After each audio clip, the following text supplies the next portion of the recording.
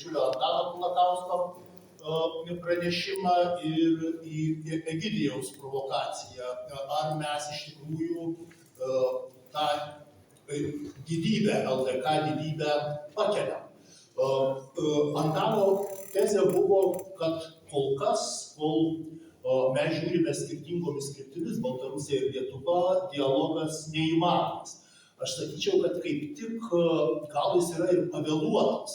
Pavėluotas, nes daug kas šiandien už mus kuria vienokius ar kitokius Baltarusių ir Lietuvių santykius.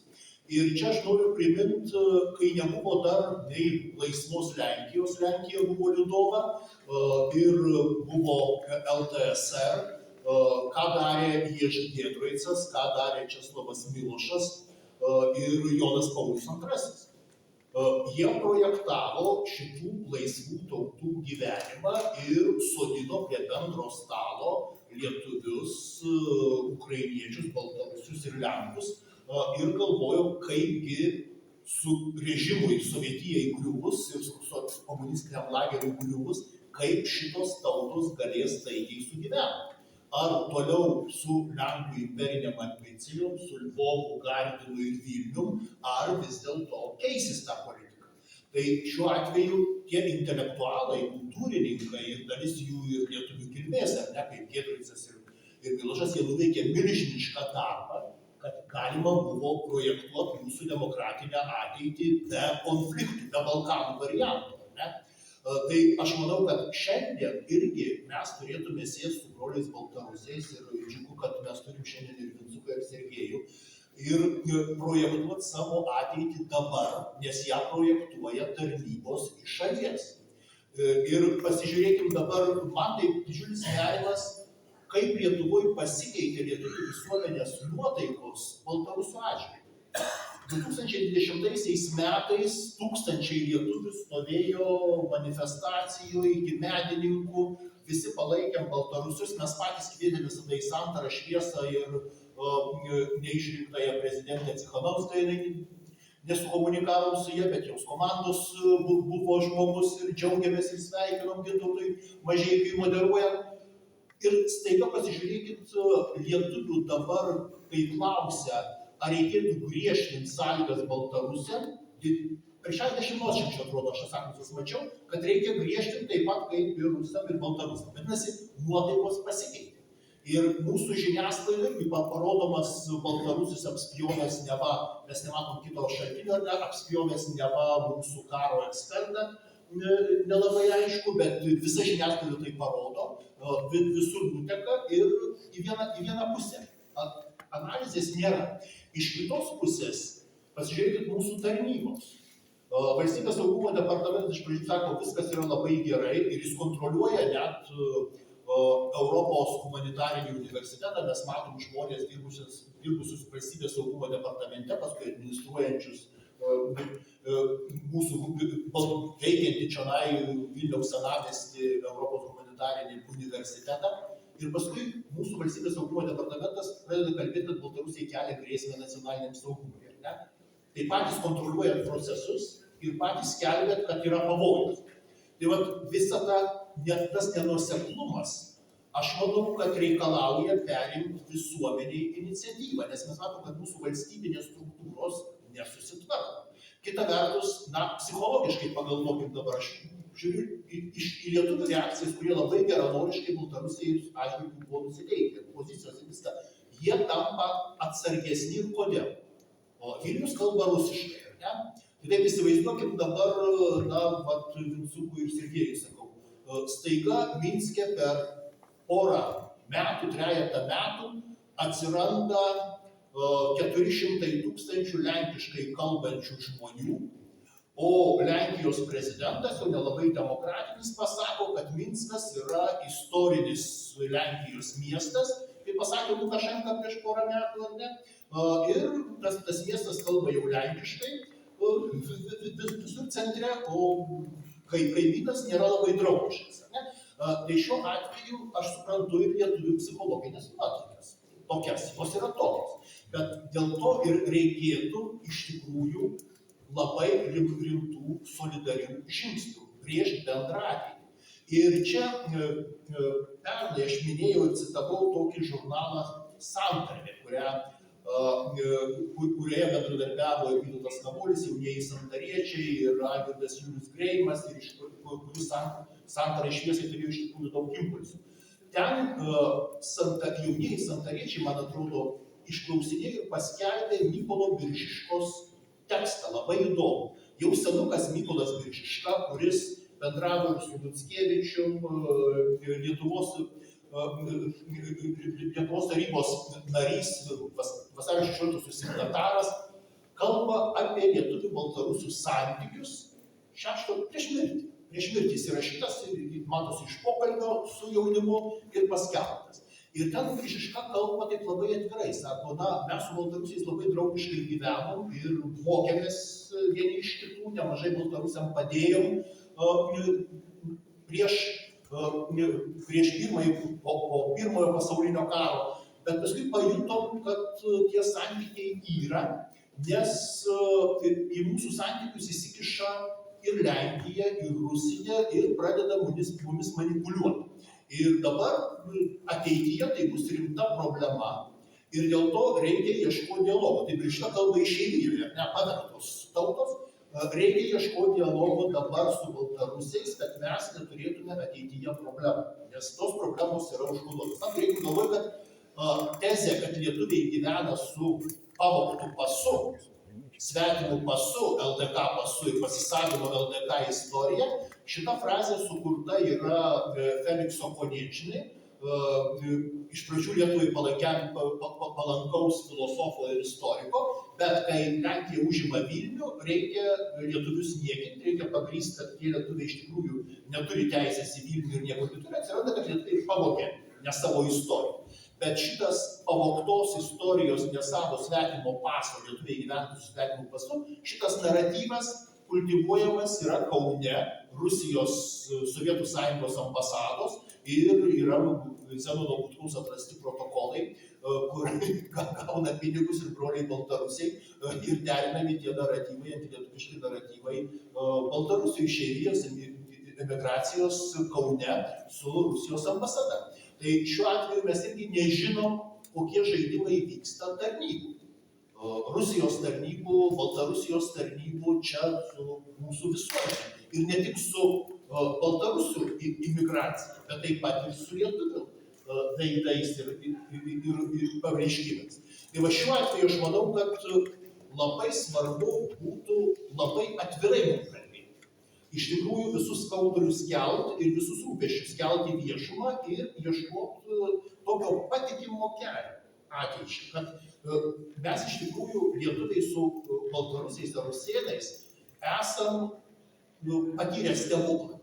Pasižiūrėkit, LDK, dvi tautos, kelis amžius gyveno iš esmės be kraujo praliejimo, susijungusios, ko nepavyko padaryti Lenkams, užėmus dalį rusų žemių, atsiskyrus po Liublino, ten buvo kazlokai ir tie kazlokai sugriovė abiejų tautų respubliką, vis dėlto pradėjo griauti, nes neatrastas buvo bendradarbiavimo sugyvenimo mechanizmas, mes jį suradome. Ir iš tikrųjų tai didžiulė patirtis. Aš manau, būtent laisvės teisės. Laisvės teisės, apie ką Egidijus kalba, ir jūsų primintas abiejų su Antanu Kulakausku, tas atrastas Baltarusių istorikų, atrastas lietuvio katekizmas 63 metų, kas yra lietuvis, tas, kas myli laisvę, brangina laisvę ir gerbia statutą, nes to statuto jau veikimo nebėra. Bet kas čia, man atrodo, būtų dabar mums? Iš tikrųjų, pasižiūrėti į tokius civilizacinius pagrindus.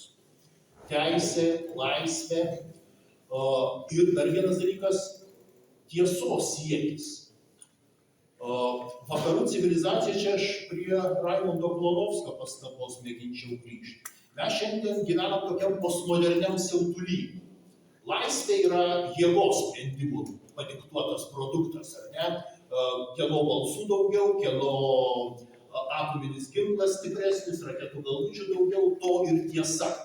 Ir galėjom sakyti, kad holokaustas jau turėjo pasakyti, kad na, tiesa istorijoje yra svarbi, ne kad trėmimai, bolševikų nusikaltimai turėjo pasakyti, kad nėra tas pats, ne, kas žudė, o kas buvo nužudytas. Buča irgi nėra tas pats, ar ne, feikas ar tikros žudynės. Tai vat, man atrodo, Putino aplinka, Surkovas, Vladislavas ir kiti parodė, ką gali postmodernus šėliojimas. Tiesos nėra, o mes galime viską. Galim paneigti ukrainiečių tautos egzistavimą, galim susikurti istorinį naratyvą, kokį norim, jeigu turim galios ir stiprų propagandinį aparatą primesti. Tai aš manau, kad mūsų lietuvius ir baltarusius turėtų jų tas bendras tiesos siekis. Taip, mūsų tautom svarbus tie pasakojimai, kurie mus kuria. Bet tas civilizacinis toksai ir LDK palikimo imperatyvas, mums turėtų sakyti, kad ieškokim ir tiesos. O ieškodami tiesos mes turim girdėti autentiškus balsus. Čia Arūnas Sverdiolas sakytų, hermeneutiškai išlavintos klausos reikia. Mes negalim primesti nei Vytautui, nei Mindaugui, nei Leonui Sapiegai, nei Chodkevičiui tapatybės, kurios jis neturėjo. Ne? Bet mes jį galim įsileisti į pokalbį. Ir turėti kaip pašnekovą, kaip polilogo dalyvį ir leisti jam kalbėti su savo tapatumais, su visko. Šito aš labai šiandien pasigendu mūsų diskusijos. Tai va, tuo aš baigiu. Man atrodo, šiandien kaip patys lietuviai jau ignoruoja tiesą. Na, postmodernus žaidimas. Ir patys lietuviai stokoja tokio tapatybės tvarumo kažkokio tokio požiūrio į save sveikesnio. Na, ką reiškia Seime surengta diskusija apie litvinizmą, kur atsistoja Alfredas Bumblauskas, gerbiu Alfredą Bumblauską dėl visų provokacijų intelektualinių, jos labai reikalingos. Jis pasako, litvinizmas yra piliulė, kurią lietuviai dabar turės nuryti. Dabar mes turim skaityti nebe Zenoną Ivinskį, nebe Edvardą Gudavičių, kurį Alfredas propagavo ir vieną ir kitą, bet turim skaityti Rūstį Puntaką. Jo Gudijos istorija, kiekvienas litvinas dabar turi pasiimti Rūstį ir išmokti tikrosios istorijos. Ką sako Rūstis? Rūstis nuveikė didelį darbą, jis atskleidė brolių baltarusių istorinį pasakojimą. Taip, aš jį provokuoju, oficialiai Rūstį. Jis atskleidė tą pasakojimą, parodė labai gerai, iš tikrųjų darbas labai reikalingas, bet Rūstis sako, kadangi tiesos nebėra mūsų postmoderniais laikais, tai viskas įmanoma, ne? Bet tada kodėl mes vykstam dėl Putino? Surkovas remiasi tą pačią nuostatą. Kadangi tiesos nėra, mes kūrėme savo pasakojimus, mes pagal savo pasakojimus gyvename. Jeigu jums išeina, jūs gyvenite pagal savo pasakojimus. Bet kieno jėga, to ir pasakojimas. Dabar dar vienas dalykas, kas man atrodo, na, turėtų būti, tas tiesos siekis, kad mes turime aiškintis vis dėlto tiesą, ir istorikai, ir apie vadovėlius kalbėdami, ir apie savo viešąją erdvę. Ir tai, kad Lukašenka šiandien skelbia Vilniaus priklausomybę istoriją, tai jau nėra nekalti žaidimai. Bet dar kas mane nustebino? Mane nustebino jaunųjų baltarusių intelektualų kalbos. Ir aš taip labai su didelė meilė žiūrėjau į jaunusius baltarusių intelektualus ir dabar taip žiūriu, aš manau, kad tai rytis Baltarusijos. Bet jie sėdi Varšuvos studijoje, YouTube'iniai televizijoje ir jaunieji baltarusių intelektualai kalba. Reikėtų Vilniui sugrąžinti jo buvusią didybę. Ir tai galim padaryti mes, suteikdami vėl Vilniui rusišką jurisdikciją, eidami į savivaldą, nes Vilnius dabar yra fignia, toks miestelis, o mes jam viską sugrąžinsime. Arba baigęs vaikinas, išmokęs lietuviškai, sėdi Lietuvos televizijose, kartais komentuoja ir jis pareiškia, kad na, mums reikalingas Baltarusiam Vilnius, kad mes atgautume Minską. Kodėl ne Berlynas, kodėl ne Varšuva. Tai vat šiuo atveju kartais net baltarusių jaunimas, išsilavinęs baltarusių jaunimas, jis nepastebi, kaip iš esmės transliuoja imperinį diskursą.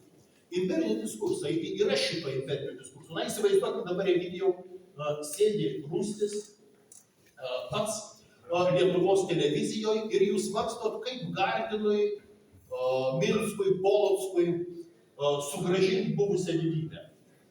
Įvesti lietuvių įgulas, dar ką nors. Atrodytų komiška, ne? Tai va šiuo atveju aš manau, kad mes su broliais baltarusiais turim šiandien, kalbėtis, kad iš tikrųjų turim eidami į civilizuotą pasaulį. Lietuviam irgi reikia į tą civilizuotą pasaulį dar eiti. Mes gerbtume civilizuoto bendravimo principus, ar ne? Kritiškai žiūrėtume į save. Lietuviai irgi turi žiūrėti labai kritiškai į save. Bet tam dialogui reikalingas abipusis kritiškas žiūrėjimas. Tai va, manau, būtų tas. Aš galvoju, gal visai mišių neduot kalbėti, nes aš būčiau pradėjęs įgyti dabar.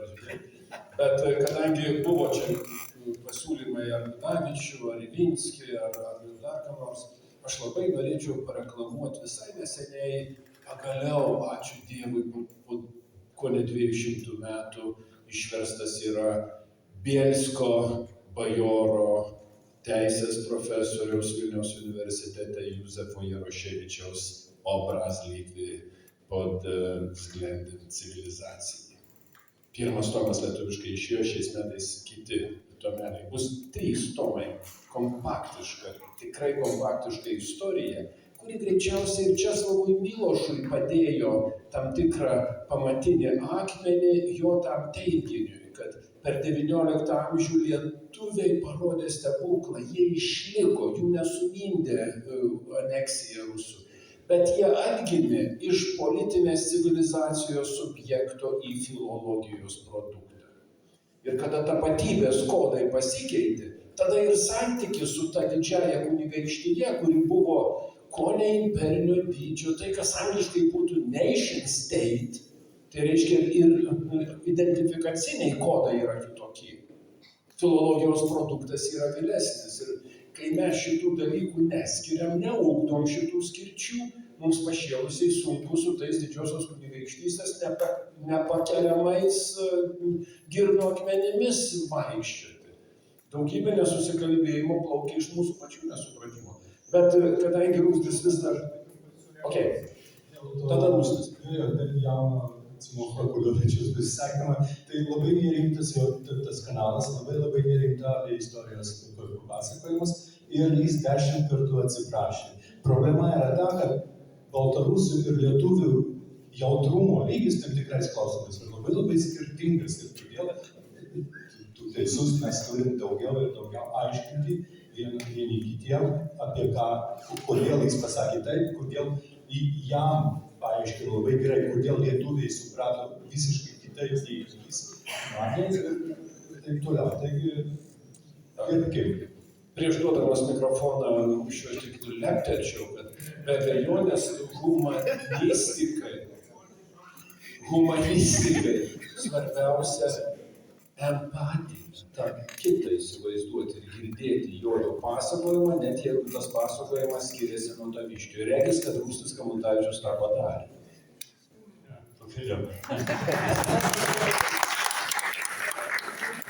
Ypač jį nutildyti labai sunku patikėti. Tai čia aš juokauju. Iš tikrųjų tai, nežinau, čia labai daug yra prikalbėta. Dabar aš iš tikrųjų parašiau Gudijos istoriją, čia yra tiesa. Bet tik tai aš susidūriau su tą problemą, kad aš labai mažai rašau, nemoku aš visiškai rašyti, pas mane ten redaktoriai visuomet keikiasi ir turiu didžiulės problemas. Kad ir kaip paprastai aš ją bandžiau rašyti, minimalių puslapių skaičių, daug iliustracijų, dėliam raidėm rašiau, kad balus gautume kaip monografija mokslinė, vis dėlto ten kažkokia apimtis turi būti. Ir mėlytis, tinka labai. Tai, reiškia, bet vis tiek žmonės nesupranta, aš nežinau, kaip galima perskaityti tokius dalykus, kaip Darius paskaitė, ten yra kitaip, parašyti ir iš esmės kitaip, ir aš tiesiog taip giliuosi, čia mano yra matyti tokia klaida, kad vis dėlto aš nesugebu parašyti. Mano pagrindinė idėja toje knygoje buvo, kad nuo to, kad mes turim skirtingus pasakojimus, baltarusiai ir lietuviai laimi abi pusės. Nes mes lietuviai, skaitydami baltarusišką pasakojimą apie mūsų bendrą praeitį, mes geriau pažįstame baltarusius, jeigu sąmoningai skaitome. Bet svarbiausia, kas man buvo įdomiausia, tai ką mane Egidijus mokino, kai aš buvau universitete, ir Darius, kuris irgi pasakojas, kai klausiau, ir mano kolega, kuris sėdi kabinete, kad mes iš pažinimo savo artimiausio kaimyno, taip, su kuriuo mes taip daug šimtų metų gyvename, mes geriau pažįstame patys save. Tai čia tas savęs pažinimo faktorius man buvo labai svarbus ir reiškia, šitą aš orientavau savo knygą, tai čia man buvo pagrindinis dalykas.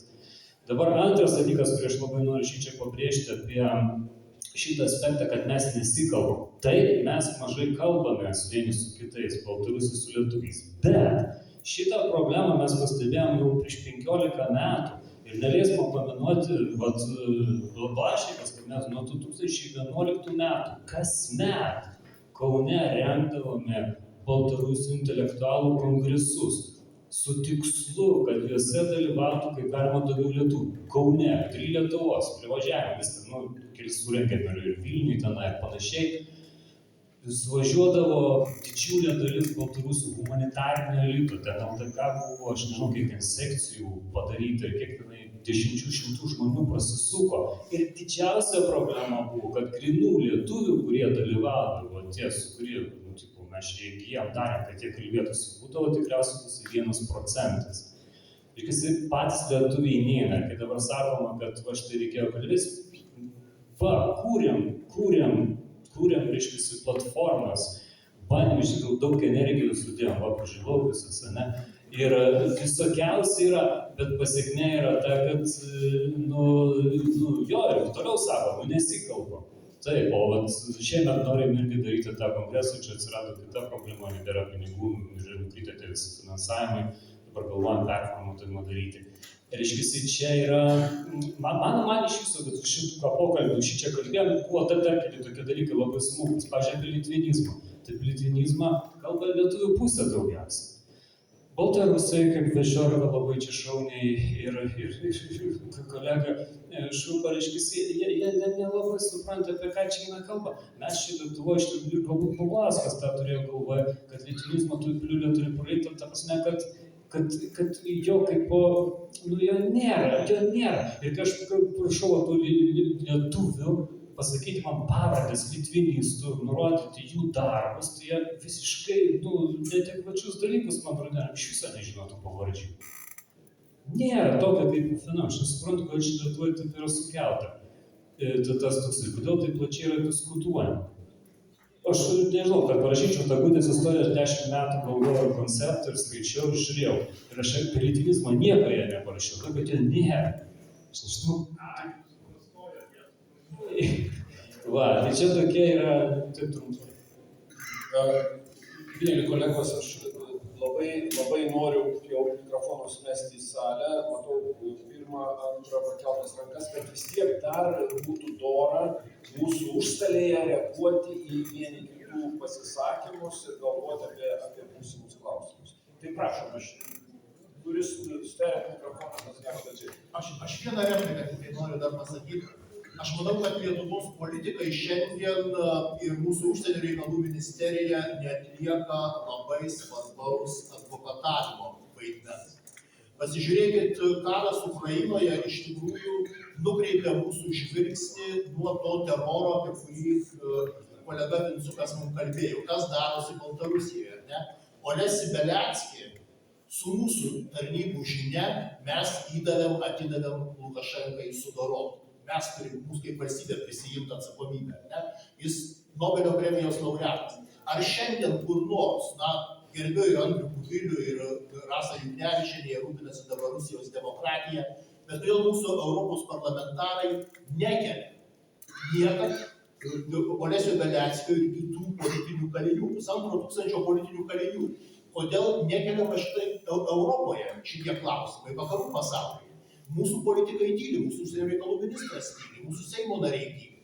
Tai čia turi būti Lietuvos iš tikrųjų labai stiprus balsas pasaulyje, ginant baltarusių intelektualus, nes tai yra labai svarbu neužmiršti bendrame kontekste. Čia aš manau, kad mes nesam padarę visų dalykų. Taip, prašom, gal dar mūsų užstalėje kas nors turėtumėt kuom pasidalyti prieš mikrofoną atiduodant auditoriją. Mikrofonas, jo. Antanas Kudliauskas, tada Tomas Blaščas. Daugelį atvejų mūsų diskusijų iškyla tas vieni kitų nesupratimo, neįsiklausimo dalykas, kaip kad kažkada Stanislavas Lemas sakė, niekas nieko neskaito, jeigu skaito nesupranta, o jeigu nors supranta, tai pat užmiršta. Tai čia gali ir su ne tik neskaitimu, bet ir su girdėjimu. Šiuo atveju kartais polemika atrodo, kad čia tarp Dariaus ir mano pasisakymo buvo skirtumas. Nu, yra Darius kalbėjo, ką reikėtų daryti, kaip politikas, tai aš kaip pilietis visiškai tam pritariu. O aš kalbėjau, kaip yra. Nu, to, tai jau kitas ir dar kažką bandžiau, kodėl taip yra. Nes, nu, reikia ruošti, bet dabar Baltarusija Lukašenkos ir mes galim čia kiek norim kalbėti, jo čia kalbėdami niekas nenuversti. Tai aš tik tai tą turėjau omeny, bet suvokti ir tą, čia kaip analitikam. Politologas ir politikas nėra vienas ir tas pats. Ar istorikas kartais yra gražiai sutampantis dalykai. Šiuo atveju tiesiog atidžiau. Aš ir savo prisijimu, irgi praklausau ir pradėjau. Tomas Maštas, norėjai replikuoti ir tada Gintas Maštas. Aš visada tokį dalyką, kaip prieš maždaug 10 metų visą Lietuvą labai džiaugiasi, kad Sakartvele, Kartvelų kalba, Lietuvos pavadinimas buvo pakeistas iš Litvos į Lietuvą.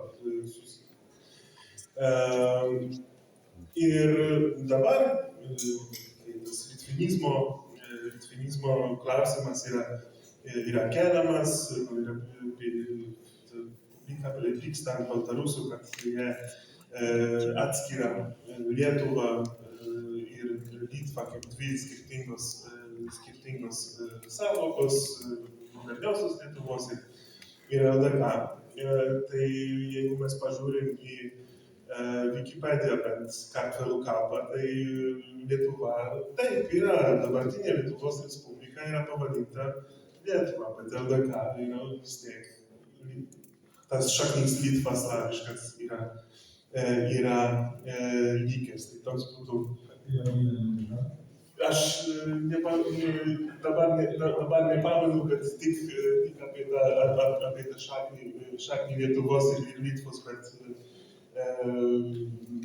visiškai kitoks atvejis, Baltarusiai turėjo ir turi savo vardą Lietuvai. Taip, kad vėlai neturėjo, tai vis tiek. Taip, bet nu, toks momentas. Dar turėjau dar vieną repliką, bet čia gal jau... Tada pasilaikyk ginklą kišenį. Tuoj. Prašau, salėje pradeda diskusiją ir jūs nagrinėjate tokią plačią temą, apie kurią visą neįmanoma užduoti klausimą. Įmanoma užduoti kažkokius tik tai tarpinius dalykus, bet aš pritardamas Ruščiui, nes Ruščio kvietimu ir jo kompanijos dalyvau ne viename iš panašių renginių. Noriu pastebėti, kad renkosi ne tik tai istorikai, bet ir literatai, nežinau kiek jų daug, bet filosofai tai visada. Ir tarp Baltarusijos filosofų ne Lukašenkos filosofų, o Baltarusijos, kurių yra visame pasaulyje, Lukašenkos kalėjimuose ir taip pat Vilniuje ir Varšuvoje, tai mes kiekvieni metai po 3-4 konferencijas kartu rengėme. Tas bendravimas yra labai intensyvus, niekada nėra nutrūkęs. Antras dalykas, niekada filosofų konferencijose nekeliamas, tai tiesiog neįmanoma iškelti tokio klausimo, kas yra bendrinis politinis subjektas Lietuvos ar bendrinis politinis subjektas, pavyzdžiui, Baltarusijos tautos. Tai tiesiog nesuprantama, apie ką šnekama. Bet kaip nuorodą padarysiu, tai, kad, pavyzdžiui, man būtų įdomu, tarkime, atmenant, jūs čia diskutavote litvinizmą ir Sergejus paminėjo tokį dalyką, bet pasižiūrėkite, kokia čia marginalė. Aš irgi vienu metu ir čia iki visų kovidų dažnai lankydavausi Lietučių universitete dėsčiau Minske ir ten vasaros stovyklose susitikdavau su tais vadinamais kabutėse ultralitviniais, būtent ultralitviniais. Nieko tame baisaus nemačiau, viskas yra gerai. Pirmą dieną pamirna, o trečią dieną mes visi baliavojam kartu. Ir iš viso nebuvo jokios problemos, neįsivaizdavau, labai buvau nustebęs, kad lietuviai iškėlė šitą problemą, čia kaip Rusijos copy-paste.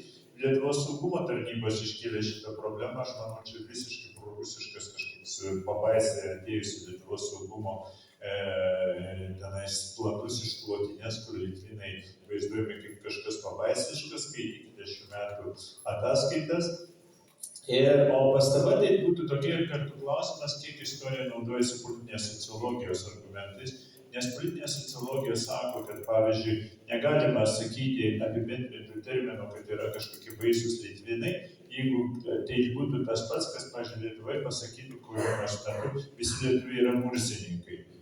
Mūsų sakyti, politinės sociologijos požiūriu, tai ką šitoks teiginys yra absurdas. Todėl, kad jis nepamatuotas jokiais politinės sociologijos duomenimis, arba ta kategorija užima 0,1% arba 1%. Ten įsivaizduokite, tai dažnai mūsų šitie samprotavimai, šiandien, ką truputį girdėjau, tai yra tokie apibendrinimai, kai nuo 1% nuomonės, sakykime, pažiūrų apibendrinama, tarkime, iki ten 80 ar 100%. Tai yra absurdas, bet kas būtų ne absurdas ir kam aš pritariu, pavyzdžiui, ką irgi Sergejus kalbėjo iš dalies ir Rustis, apie tai, kad, pavyzdžiui, politinė sociologija sakytų, kad istorija gali turėti ir Lietuvoje, ir Baltarusijoje visą aibę versijų. Ir šitos versijos, tai yra interpretacinės versijos, nei Lietuvoje gali būti nevieninga, nei Baltarusijoje būtų nevieninga. Tai jeigu kas nors norėtų reaguoti į politinės sociologijos vaidmenį, rašant istorinius traktatus, tai būtų įdomu. Ačiū. Tai vis tiek reaguoti tada. Zigmai, atsiprašau, jeigu norėtų tiesiai atsakyti dabar į klausimą, kas norėtumėt Gintui Mažeikai atsakyti į klausimą? Klausimo nebuvo Gintui, bet Istorinės sociologijos klausimas būtų. Gintai, o kaip pats interpretuotum, kodėl staiga tokia nuotaikų kaita įvyko? Nuo didžiulios euforijos ir paramos iki labai atsargaus žiūrėjimo. Aš žiūriu, kaip tik minėjau politinės sociologijos požiūrį ir manau, kad tai priklauso nuo to, pasižiūrėkime, kokie vyko rinkimai ir kokios politinės partijos galios struktūrose kokias dainas dainuoja. Ir iš to suprasime, kaip Lietuvos saugumo ataskaitos yra parengimas ir kaip ten atsiduria Litvino vardas. Veikiausiai po kurio laiko, tai greiti pokyčiai nevyksta, greiti pokyčiai rinkimai, o kaip žinote, Lietuvoje pakeisti tą giluminės struktūras, kad jos, žodžiu, truputį pasikeisti, užima gan ilgesnį laiką. Bet vis dėlto aš tai siečiau, aš nemanau ir aš negaliu patikėti tokiu dalyku. Kadangi Vilniuje daug šnekama rusų kalba, todėl reikia uždaryti, priimame sprendimą, uždaryti ir prispausti Rusijos pasienį. Aš manau, kad argumentavimas yra visai kitoks, tiesiog neturiu laiko. Į tokio argumentavimo apskritai nėra, neegzistuoja. Kad Vilniuje yra daug rusų, rusiškai kalbančių, todėl uždarykime Baltarusijos pasienį. Tokio viešo argumento niekada nėra buvę. Čia išmislas. Argumentai yra visai kiti, jie yra galbūt perlenkti, mano manymu perlenkti, neadekvatus, bet jie yra susijęti su visai kito tipo grasinimais, kad neva iš Baltarusijos pastaruoju metu atvažiuoja labai daug slaptųjų tarnybų Rusijos atstovų, kurie verbuoja Lietuvoje vienokius arba kitokius asmenis, aš to negaliu nei patvirtinti, nei paneigti, neįsivaizduoju, kadangi bendrauju su Baltarusių rašytojais, kritikais, filosofais, jie mano panašiai, kad atvažiuoja labai daug ir aš tiesiai iš Baltarusijos, kaip tik iš Baltarusijos žmonių, kai paklausiu, ar nebaisu, kad jūs net dažnai negalėsite grįžinėti į Vilnių, kai kurie iš jų atsakė, aš jau negaliu grįžinėti daugybę metų ir nematau tame nieko baisaus, kad ir jie negrįžinėtų labai dažnai. Tai, kaip matote, net tarp pačių Baltarusių yra labai didelė nuomonių įvairovė. Kitas dalykas, ką aš pats galvoju. Zigmantas Kiaupa.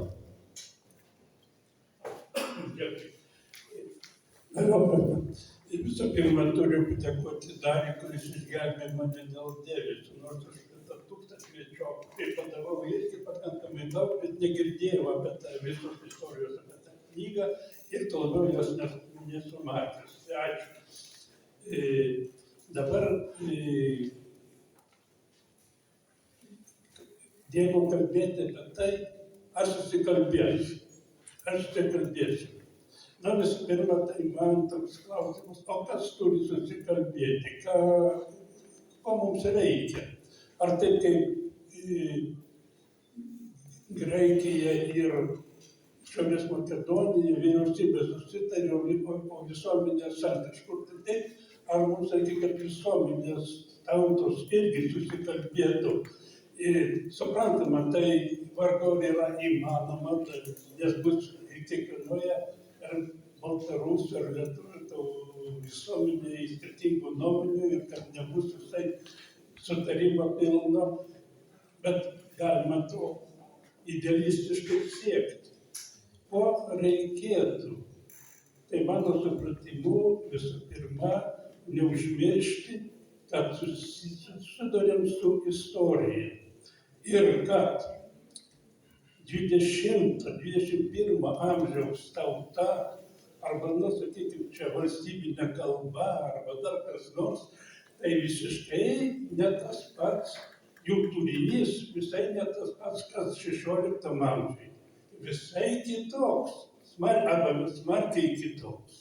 Požymių dabartinės tautos, lietuvių ir tuometinės bendrų ir laiko būtų. Reikėtų ieškoti, bet daugiau tai skirtumus surasime. Tai va, būtent, kada kalbam apie LDK, tai reikia tai turėti galvoje. Kad Lietuva, aš esu jau rašęs ir Darius mane pagyrė, vis per amžius vis kitokia, bet ta pati, ne kita, bet kitokia.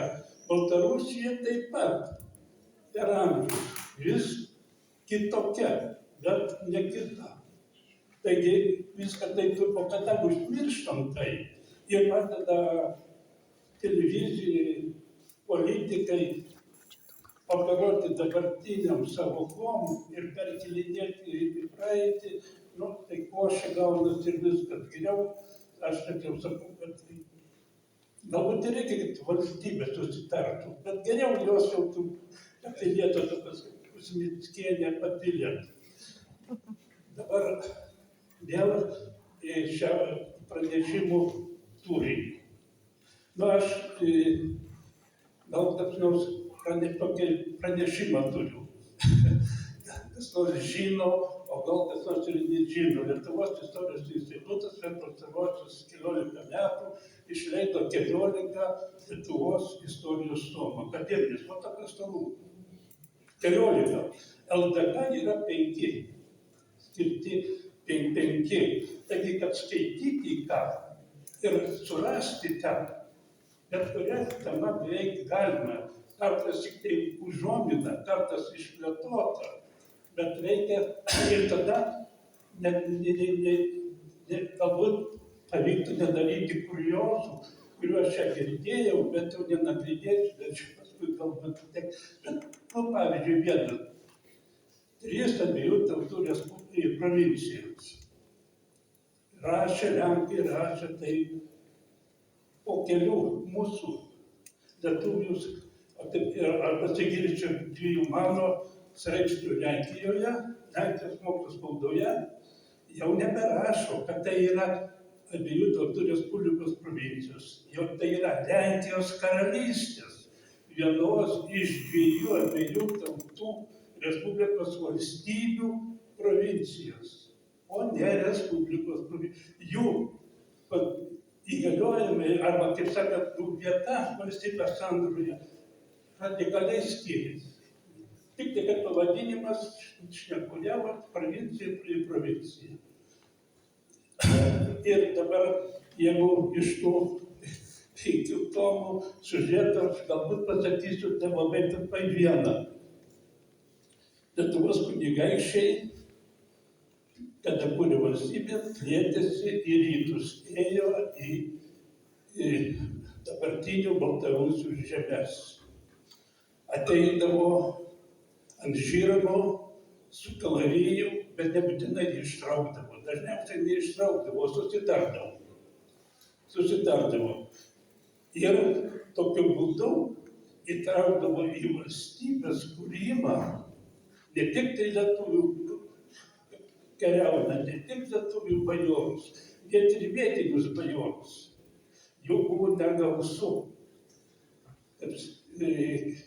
Dar prieš karą Janas Jakubovskis paskaičiavo, kad LDK 16 amžiaus pradžioje 3 vakarinės provincijose, Žemaičiai, Vilniaus ir Trakų vaivadijos gyventojų buvo vos ne dvigubai daugiau negu rytinėse gyventojų. O tai reiškia, kad ir bajorų. Tu užmiršim, kad bajorai metus sudarė galbūt tik tai 10%, maksimum 10%. Ir kas išeina, kad štai į Baltarusių bajorus, Rusėnų bajorus įtraukia į valstybės kūrimą, jie patys įsitraukia, perima Lietuvos valstybės idėją. Lietuvių valstybės idėja neperima, nes kitaip tai negali dalyvauti tos valstybės kūrime ir ne litonizuojasi, o litvinizuojasi. Iš čia litvinai. Ir manęs visiškai nebaugina tie litvinai dabartiniai, Kalinausko pulko ar kokie kiti. Tik tai tiek, kad man truputį gaila, kad jie nesupranta. Litvinai tikrieji gali būti tik bajorai. Bajorų nuosavybė tai buvo, o ne šitą. Ir dabar, baigiant paskutinį siužetą, tai čia ir Gudiją girdėjom, ir Gudus, ir Baltarusiją girdėjom, ir kolegų baltarusių kalbose, Baltarusija. Na, čia yra lietuvių kalbos komisijos nuopelnas. Jinai sudrumsta balą. Kada nepriėmė siūlymo, kad Baltoji Rusija. Žiūrėkite, Baltarusija, tai Belarusija. Tai kodėl rusiškai Belarusija, o lietuviškai kodėl Belarusija? Kodėl Belarusija lietuviškai? Čia jau sakau, ne vartotojai, bet jaučio atveju, tai reikia komisijai duoti. O dėl Gudų, vėlgi, čia ne Gruzijos, bet Latvijos. Gudai tai buvo paplitęs vardas ir aš atistatyčiau šitą. Baltoji Rusija. Labai ačiū Zigmantui Kiaupai. Prašom. Turėkite omeny, kad baltarusių kalboje šitas terminas turi mažiausiai 5 reikšmes. Apie daugelį apie jo lietuviai nieko nežino. O litvinizmas tai yra kaip litvinizmas, o Litvija. Tai jeigu kas norės, aš paaiškinsiu apie visas tas reikšmes. Tai aš norėčiau, ačiū labai už įdomią diskusiją, 2 trumpus klausimus. Vienas Tomašui. Reiškia, jūs minėjote, kad tam surašymas stačiatikių Lenkijos, kad trečdalis identifikavo save kaip baltarusius, ne? O tai kaip save identifikavo likę 2 trečdaliai? Ir tada bendras klausimas čia prelegentams, galbūt mūsų draugams iš Baltarusijos, ką lietuviai galėtų dar padaryti, kad įtvirtintų tą LDK identitetą Baltarusijos visuomenės sąmonėje. Aš siūlau ties tuo klausimu ir uždaryti klausimyną, o palikti tik tai baigimąjį laiką. Geras klausimas, bet abu du kiti klausimai. Prašom. Tai, atsakant į klausimą, apie trečdalis aiškiai priima lenkišką tapatybę. Yra tokia sąvoka Lenkijai stačiatikiai. Ir ten irgi jau reikėtų labai giliai eiti į vos ne diecezijų kalbinės politikos reikalus, tai manau, kad galim kuluaruose. O likusi dalis galima sakyti, kad bus tautiškai diferentiška rusėnų tapatybė, tuteišų tapatybė, palenkės tapatybė, ten bus įvairius variantų. Gal palenkės ir vietinė kaip tokia dominuojanti tarp tos visos masės. Prašau. Dar tada mūsų svečiams čia buvo antrasis klausimas skirtas. Ką jūs galvojat, ką mes, santariečiai ir nesantariečiai, ką lietuviai galėtų dar daryti šito paveldo ar tradicijos, ar civilizacinių, respublikoniškų, demokratinių tradicijų tęsėjai, ką mes galėtumėm dar padaryti, kad Lietuvos didžiosios kunigaikštystės mentalinis, civilizacinis paveldas padėtų broliams Baltojoj Rusioj savo laisvę ir atskirybę stiprinti.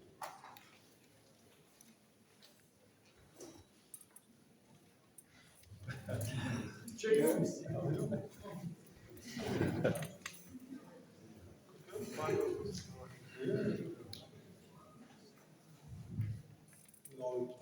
Pirmiausia, aš bijau, kad tai darbas greičiau baltarusiams. Kad tas jausmas, kad tu esi LDK paveldėtojas, kažkaip būtų paplitęs daugiau. O kaip tai padaryti, aš pats nežinau, ar net nežinau, ką lietuviai daugiau galėtų padaryti. Aš manau, kad tokie kontaktai turi tęstis ir daugiau kažkokio draugiškumo veidų į Baltarusiją. Kažką dar norėjau pasakyti. Mes paprastai turime būti kartu. Todėl, kad be draugiškos demokratinės Baltarusijos Lietuvai bus šiame pasaulyje labai nejauku. Ir jūs dabar tai labai gerai jaučiate. Tai būkim kartu.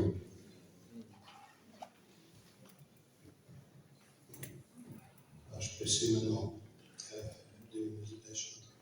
91 metų atmosferą Vilniuje, kada mes kartu stovėjome prie aukščiausiosios tarybos, prie bokšto. Mums baltarusiams, mano kartai, Lietuva, Vilnius buvo didvyriškumo simbolis. Mes supratome, kad be Lietuvos pergalės galbūt nebus ir mums šansų. Tai buvo labai svarbi mokykloms istorinis patirtis. Ir aš manau, kad ir dabar naujiems Baltarusių kartoms labai svarbu žinoti, kad jeigu mes suvokiame europietišką tapatybę ir kaip etnišką, ir kaip palikimo puoselėjimą, ir kaip laisvę, tada be Lietuvos nekaip. Ir aš manau, kad tą patirtį mūsų generacija, mūsų karta ir Baltarusių ir Lietuvių turėtų perduoti mūsų kitiems kartoms. Yra toks garsusis Baltarusių mentaliteto fenomenas законом послушенства, įstatymų laikymasis. Aš galvojau, yra kontrastas, jis skiria baltarusius nuo pavyzdžiui nuo rusus, vizualiai tai pasireiškia stovint prie tuščioje gatvėje prie raudonojo šviesoforo. Jei kažkas stovi. Aha, ir protestų demonstracijos, kurie sustoja prie raudonojo šviesoforo ir šitas batų nusegimas prieš lipant į suoliuką, kada protestai vyksta. Iš kur tas? Aš manau, iš LDK epochos. Parada, tvarka, įstatymai turi būti. Situacijai, kada yra demokratija ir tu gali pasirinkti savo valdžią ir atšaukti valdžią. Tai yra super charakteristika. Bet jeigu ne, dėja tokia specifika, šitas zakono poslušenstva, diktatoriai naudojasi puikiai. Tai pakartosiu, labai svarbu sujungti mūsų diskusijas apie tapatybę su laisvės vertybių klausimais. Labai ačiū.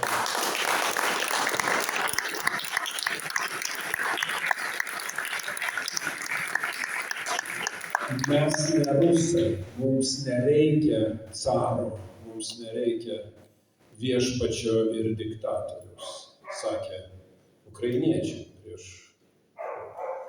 3 metus. 16 amžiaus lietuviai sakė, mes nuo maskolių tuom ir skiriamės, kad mūsų valdžia ne visagalė, kad mūsų ir valdžia turi laikytis įstatymų. Ir joks pilietis negali būti pažemintas be teismo. Mes esam laisvi, nes nesiklaupsim, kaip sakė rytinis prelegentas Algis Mickūnas. 16 amžiaus Patosas buvo beveik toks, kaip dabar atsakau. Tai aš linkiu mums išsiskirstyti su šituo raginimu, neužmiršti ir niekad nesiklaupti nei prieš svetimus, nei prieš savus despotus.